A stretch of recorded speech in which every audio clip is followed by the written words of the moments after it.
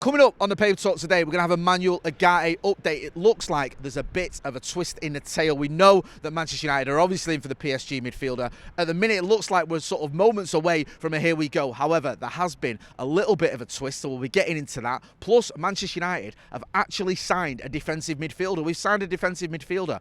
All our prayers are answered. However, it's one for the future rather than someone who's going to go straight into the Manchester United first team. So we'll be getting into that. Also, as well, it looks like Manchester United do need to sell to buy players, but fear not, because there is interest in some of our players from clubs, including interest from Barcelona in Jadon Sancho. So we'll be getting into that, so make sure you are following us, hitting that like button. Let's get into it.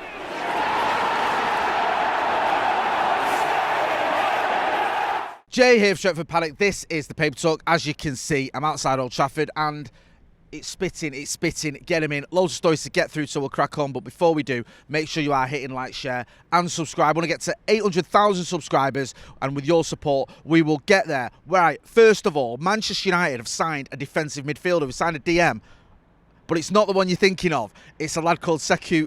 We signed him from Guidars FC. He's a youngster. A lot of people sort of raving about him. We've watched him saying this could be a really positive move, one for the future. I don't think he's going to come straight into the Manchester United team, but shows that Ineos and Manchester United are taking the academy and youngsters seriously. We've brought in a few youngsters over the summer, back end of last season as well. Looking at the signing, the lad we got from Arsenal, was it Chido Martins? He was a big player in terms of his reputation, and now we've added Sancho Kone to that list. So one to watch for the future, a positive move. I think he's 18 years old. I don't expect him to go anywhere near the first team straight away, but it does show you that Ineos are looking at not just the first team, but also the academy, looking at the future as well. And let's face facts, Manchester United weren't doing that for years under the Glazers. We were signing 34-year-old strikers, 30-year-old midfielders. We weren't worried or thinking or concerned with what was going to happen in the next 5 or 10 years. Ineos are doing things differently, and long may it continue. Right, let's talk about the other midfielder, the one that you're all going to be wondering about, Manuel Ugarte. And I think at the minute, there's a few conflicting reports. We had Duncan Castles, I think, who was saying that this deal is going to happen. It's sort of, it should happen sooner rather than later. We've had other people reporting, look, it's on the verge of happening. Fabrizio Romano keeps doing these updates where he's saying, both parties want to make it happen. It looks like it's going to be happening sooner rather than later. Any moment now, you feel like we're edging towards a here we go. However, the latest reports this morning indicating it may take a little bit of time. I think the Express was saying that it could go to the wire, this one. Manchester United might have to sell to buy. So whilst this deal does look like it will happen, the clubs are sort of in tandem or in sort of agreement. The players happy to come to Old Trafford. It's still not quite there yet, because Manchester United may need to sell some players to bring in the funds to pay for Manuel Ugarte. But there is a confidence that United can do that. There's a confidence that United can get deals done, and there's a confidence that this deal can get done, that Manuel Ugarte will end up at Old Trafford. However, it's still a bit up in the air as to how Manchester United are going to fund that. Are they going to have to sell some players to buy? And if we are going to have to sell some players, who those players going to be? Because we are running out of time here in the transfer window. What is there, about 9 days left or whatever it is? Not a long time left at all in the transfer window. So Manchester United may need to act sooner rather than later. In terms of players that could be sold, we know that obviously Facundo Palestri has gone out. One or two other players has gone out. The big names that we're waiting to see what are going to happen with is Scott McTominay, who's moved to Fulham, obviously didn't materialise. Fulham not willing to pay the 30 million quid that Manchester United wanted, and then they ended up getting Sander Berge, who had been a Manchester United target. Also with with Jadon Sancho, he's been linked with a move to several clubs, including, I think I saw in the Manchester Evening News, Barcelona. They're looking at Jadon Sancho, which seems a little bit of a weird move to me, because Barcelona at the minute, they're a bit of a mess. They don't seem to have a lot of money to splash around. They've just had to let Ilkay Gundogan go. I think there was a bit of a fallout there, so I'm not sure quite the reasons behind it, but Barcelona does seem like it is in a bit of disarray. Can they afford to go out and spend money on Jadon Sancho? It'd be a good move for him if they could go into a club like Barcelona, one of the biggest clubs in the world, especially when, let's be honest, you've not really made it work at Manchester United. A good move, but I don't know if that one's going to happen. Also, talk of him potentially going to Chelsea. I had this in the news the other day. Lots of papers reporting that he could go to Chelsea. Also, I think I seen an article in the Mirror saying maybe there's a potential swap deal on the horizon with Raheem Sterling and Jadon Sancho at Manchester United. When I looked a bit beneath the surface of the article, it just seems to be more opinion-based than any factual or insider knowledge. I don't think there's any sources saying this is a deal that Ineos or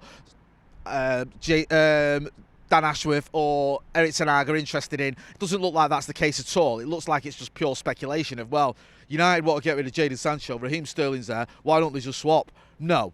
I don't see Raheem Sterling ending up at Manchester United. Also, one of the reasons behind this article that they thought this deal could happen is Raheem Sterling is a Manchester United fan. Well, I'm sorry, that's not how transfers work. You don't just get to go and play for a club because you supported them as a kid. If you did, then we'd all be playing for Manchester United. However, I get the fact that Raheem Sterling is still a very good player. He's 29 years old. He has scored a lot of goals. He has won a lot of trophies, but it doesn't feel like his career is in the ascendancy. And also, he's going to be on big money. And plus, he's 29 years old. And there could be an argument that there's a touch of the Alexis Sanchez about him. Alexis Sanchez was 29 years old, and he was in decline. Is Raheem Sterling in decline? Maybe, maybe not. Maybe he's just not enjoying what's pretty much a bin fire at Chelsea. But do Manchester United want to go out and buy a 29-year-old who's not had a very good season, who's going to be on massive money, especially when you look at our ethos at the minute, it seems to be buying younger players? I don't think so. Get involved in the chat in the comments. Let me know if you think differently. Right, this is a bit of a left field one. This has been doing the rounds on a variety of websites, including Goal, and this is about Andreas Christensen coming from Barcelona to Manchester United. No, I didn't see this one coming, but apparently United are interested in him. Barca are up for selling him, but if we do want him, we may have to go toe-to-toe with Spurs to get his signature. They're interested in him as well. The price being bandied around is around 25 million. I'm going to be honest. I am going to be honest. I don't really see this one happening. It seems a little bit speculative. I've not really seen it on any major outlets where I go, okay, that's proper reputable. That looks like it's going to happen. I think we are going to bring him in. But one just to keep an eye on, Manchester United are still being linked with defenders, despite the fact we have obviously brought in Matthijs de Ligt and Lenny Yoro. There's all these rumours and reports still going on that we're still in for this player. We've not yet closed the door on that one. So it's worth keeping an eye on, but I don't expect Andreas Christensen to be playing for Manchester United anytime soon. But the reports are that he's available for 25 million. Spurs want him. We're interested in him. Keep an eye on it. I don't think it'll happen, but you never know.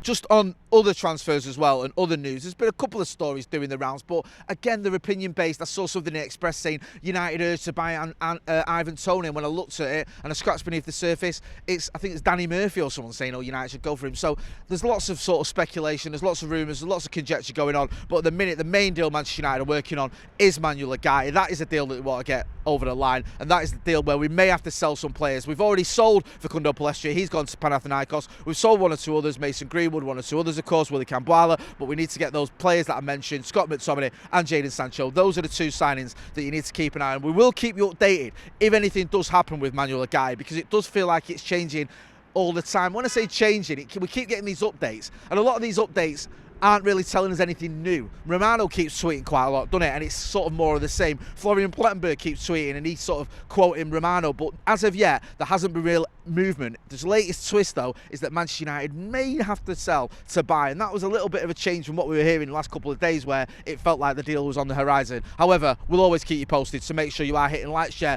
and subscribe. We've got more videos coming up later on today. We've got the Brew, I think it's going to be myself, Stephen Howson, and Uncle Webby should be joining us, so make sure you are hitting like, share and subscribe. I'll be Jay Motty. This has been The Paper Talk. Thanks for watching.